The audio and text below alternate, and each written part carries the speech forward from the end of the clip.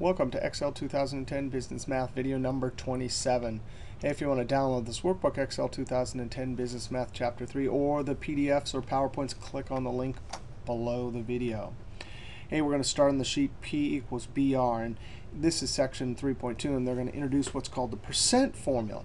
But we're going to take an example of something we've already done and realize that we kind of already know how to do what's called the percent formula, and we'll formally look at it in just a moment. Here's a word problem, so let's read it. If your total earnings were $750 and the tax rate was 12%, what is the tax paid? We're going to go ahead and use our steps. Step 1 in solving a word problem.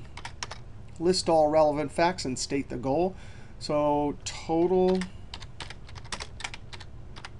earnings, tab, and I'm going to do 750, Control Enter, and I'm going to format it with Control Shift 4. That's currency, right? And let's see, so we got that, and the tax rate was, so tax rate. And then it's going to be, I'm going to format as we type. I don't really need the .00, but I'll put it in there anyway. That forces the percentage to show up with 2 extra little decimals. Okay, so we have tax rate. What is the tax paid? I'm just going to put tax paid, and I'm going to put question, question. Then I'm going to put the goal, because that's what we're trying to solve.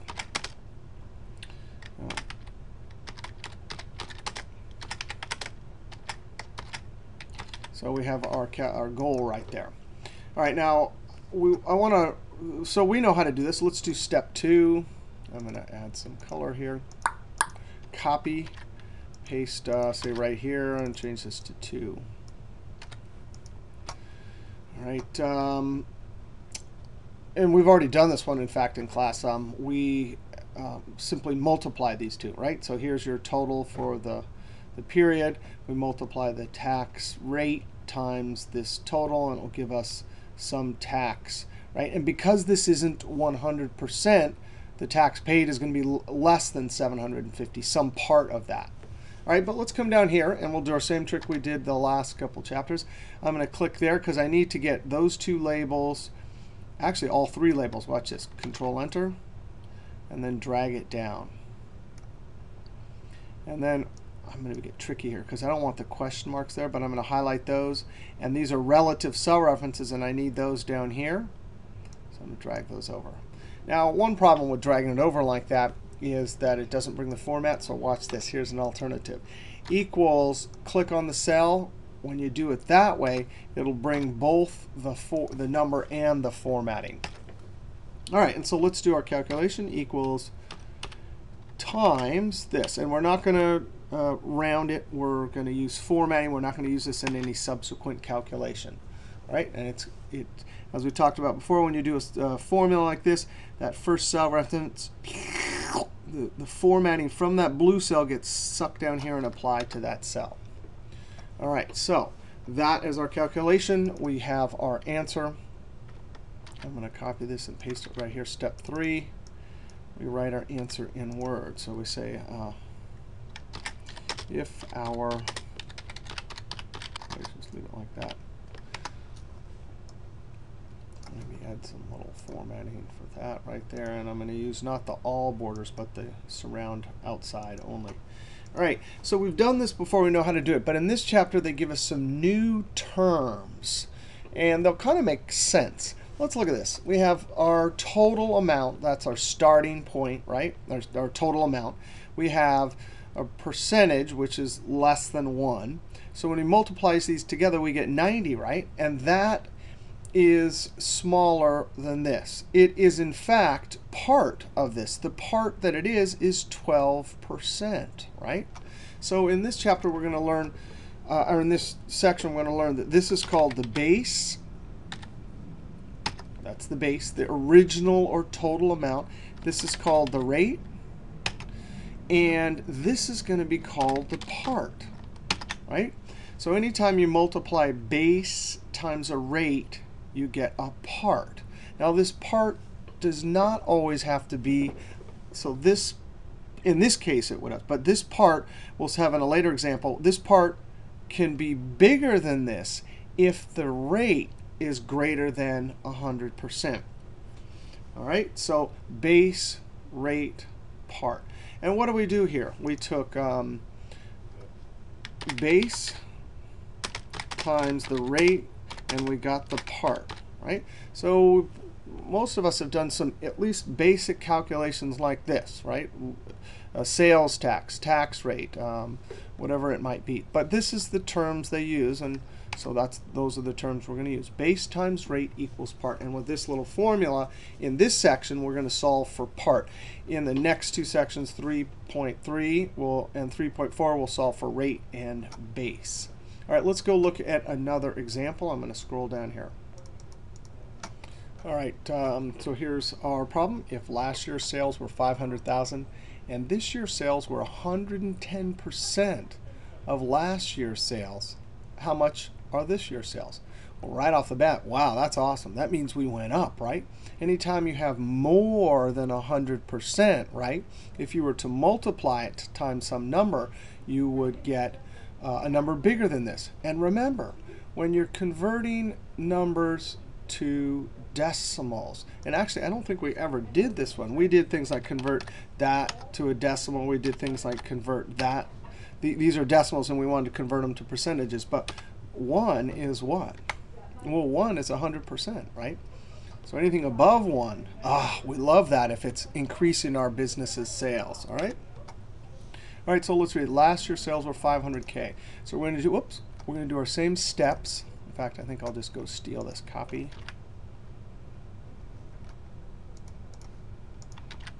Okay, so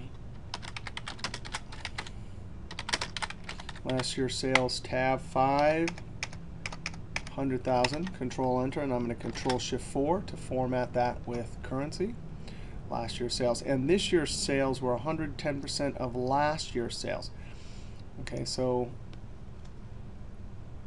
this year's sales were as a percentage of last year's sales. So I'm going to just spell this all the way up. This year's sales percentage of.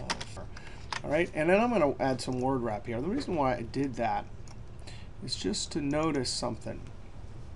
This year's sales as a percentage of last year's sales.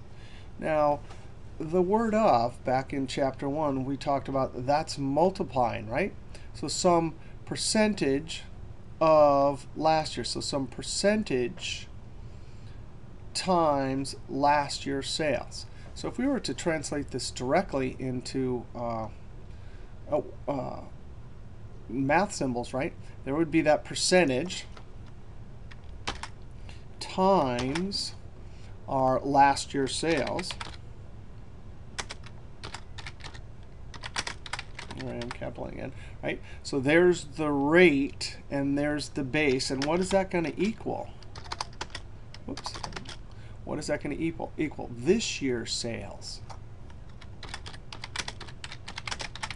So even if you maybe didn't laugh all the time I type badly, no, maybe if you didn't even really understand it, if you looked at it word by word and extracted it that way, from what we learned back in chapter 1 about words, you could get to this. So some rate, it looks like some rate times some base is going to equal some part.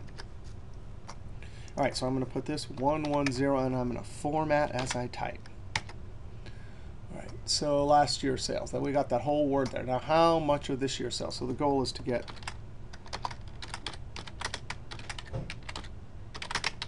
this year's sales. And I'm going to, this is autocomplete, so I'm going to hit delete because I don't want that.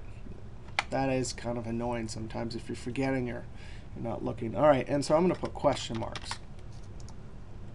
Now, let's just go ahead and, since we're learning about rate times base equals part, let's just see if we can name these. Well, that's the starting point, or the base. That's another way to think of the starting point. Starting point, I mean, a base. Base could be the total, the whole, the starting point, right? So base. And this year's sales is a percentage of last year. This is going to be our rate, right? Oh, okay, got it. And this is going to be our part. All right, now let's list our goal.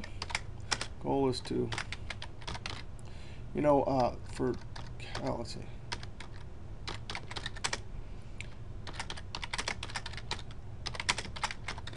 So that's our goal.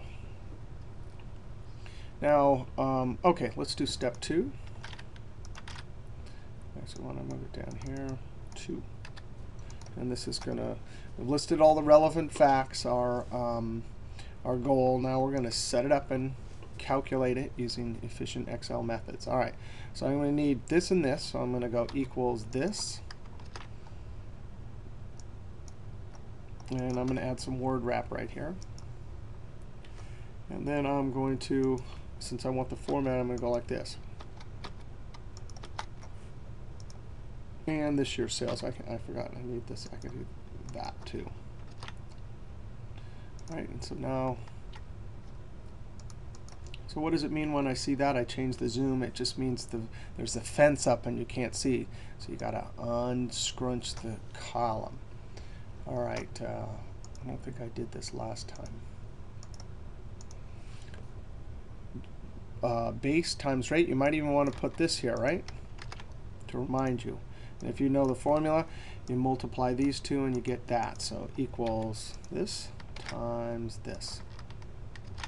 Woohoo! And we're jumping up and down because we love it when our business's sales go up. All right, now we can write this in words.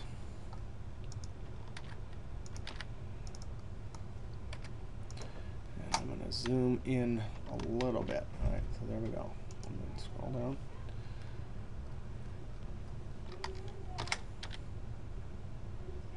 Yeah, for the this year's sales are 500,000. All right, so I'm going to add a little formatting there. I'm even going to Control 1 and do our alignment, center across selection. And then it's hanging out, so I'm going to word wrap. You can combine word wrap and center across selection. Now I'm going to actually add a border all the way around also. All right, so our answer is, if last year's sales were 500,000 and this year's sales were 110% of last year's sales, then this year's sales are 550,000. Woo! All right, so our two first examples here. The tax one, rate was less than 1, right? We had the decimal equivalent would be 0.2, but the steps are the same. And then in our second example here, we had a rate that was bigger than 110%, right? And the steps are exactly the same. Now I'm going to go over to the PDFs and just take a look. Okay, here's our percent formula. Rate times base equals part. If you take this, right, that's some percentage. Multiplying is the word of. Base could be something, right? Equal sign mean is, and part is something else, some other part, right?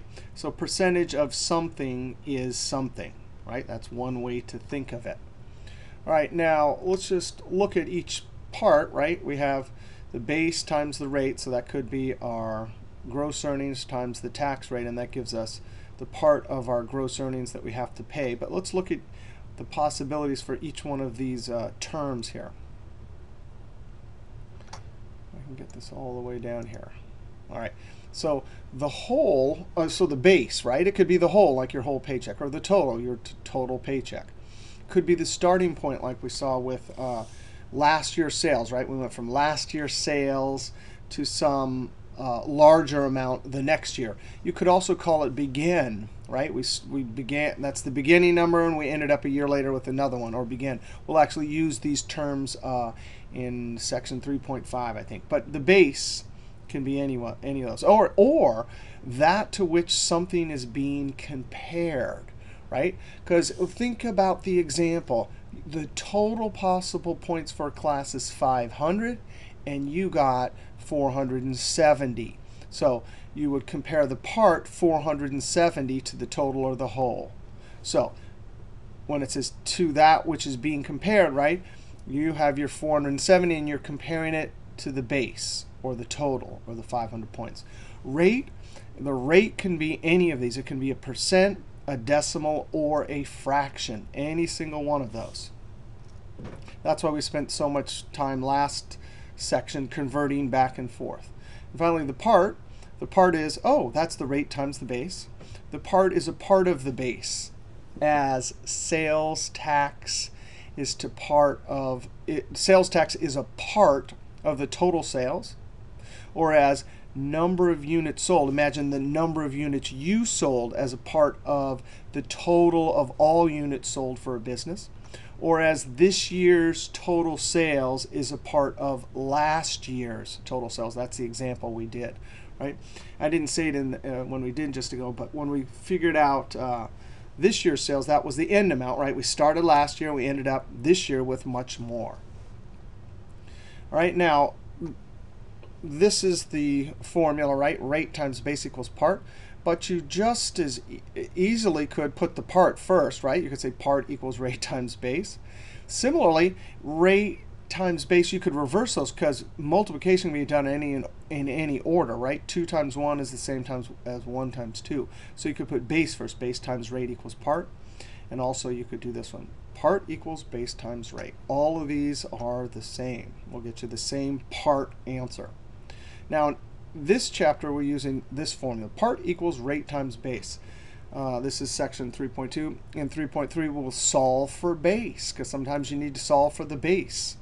And then in the 3.4, we'll solve for the rate. So these are all related formulas.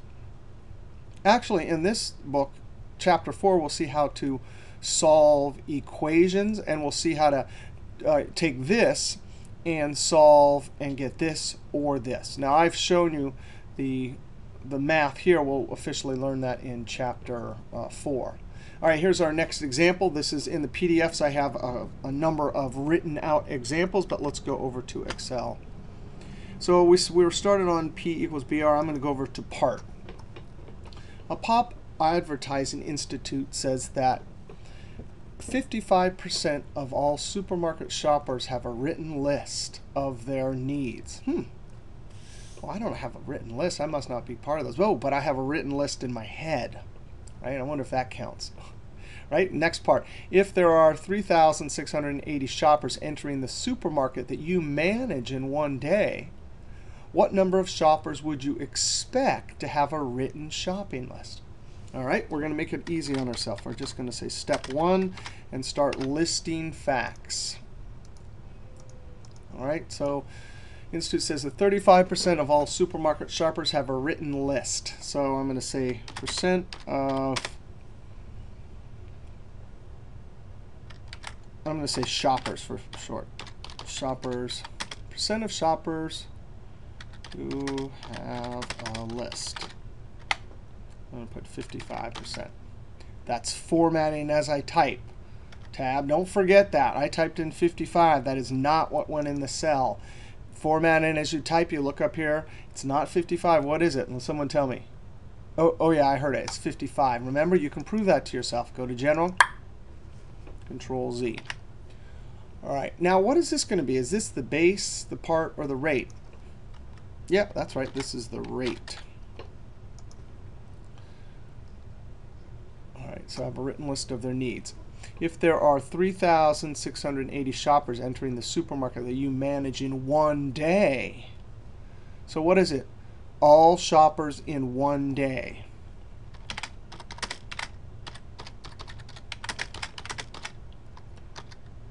One day. 3, this is formatting as you type 2 when you type a comma, 680. If you Control Enter and enter that, notice with just numbers, not percentages or any of the other type of fraction stuff. Look at that. I can see up here that there's no comma. All right, so what's that? This is all the shoppers in one day. Well, maybe you don't know, but so let's keep reading. If there are that many shoppers entering the supermarket in one day that you manage, what number of shoppers would you expect to have a written shopping list? So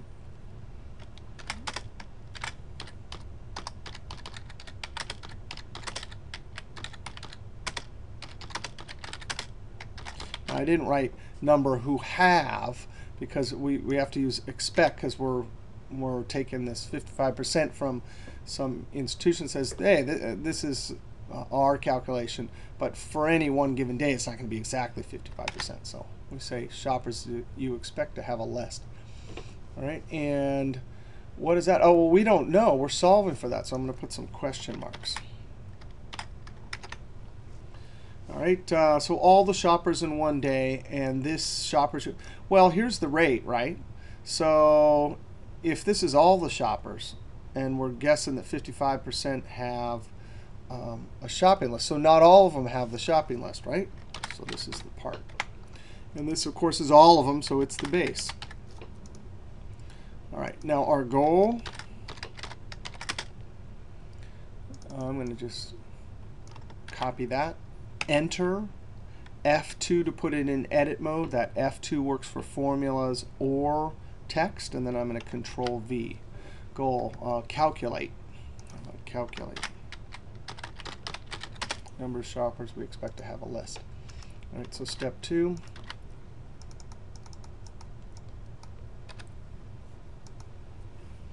Okay, I'm going to go ahead and get this information from up here. Copy it down 1, 2, 3. I'm going to do this one at a time so I can keep the formatting. That. All right, and maybe I want this too, so I don't get confused. All right, so now we can multiply this in any order. So let's take this times this, and I'm going to go ahead and put, I don't see that comma there. If I click right here, see it says number up here. I could either apply the number right there, or this is not showing any decimal. So I'm going to take it, although, yeah, so I'm going to take this. That's the paint brush button. It copies just the formatting and place it right there. I'm going to add some green there because we put a formula there. Actually, in the earlier videos, we put green for all of these. So I'm going to highlight this and highlight this. Those are all formulas. Now, we could check this. It would help if we had the formulas from section 3.3 and 3.4, but we could do something over here to the side. We know this is 55%, and this is all of them, right? We could say something like second rate 2. And since this is part of them, and 100% would be all of them, I could say 1 minus this. Oops. It'd help if I put an equal sign. 1 minus this. Oh, that's 45%. And then we could check, and we'd have to call this part 2. And I'm going to say equals all of them times that, 512. And then here I would say this is all of the shoppers, so I'll just put total. I probably want to check here. We could have done these for these other ones too. Next section, when we learn our other formulas, I'll show you there's a great way to check using those other formulas. And now I'm going to go ahead and check by adding this and this. Now these cells are not next to each other, so we don't have to use the sum function. We can just straight go like that. Oh, okay, so that does equal, so we check out. All right, now